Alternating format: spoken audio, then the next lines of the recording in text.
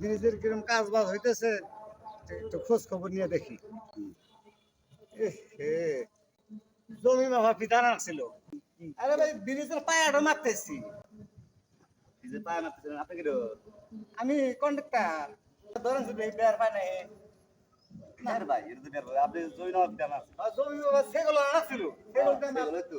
আসলে তো কাম তো পোক্তা কাম করছে ভাই। এ ভাই শুনেন, আমি তো মনে করছিলাম যে কাম হালকা কাম। ভাই শুনেন, কোন আপনি কনেক্টর কি নতুন নাকি? কে ভাই?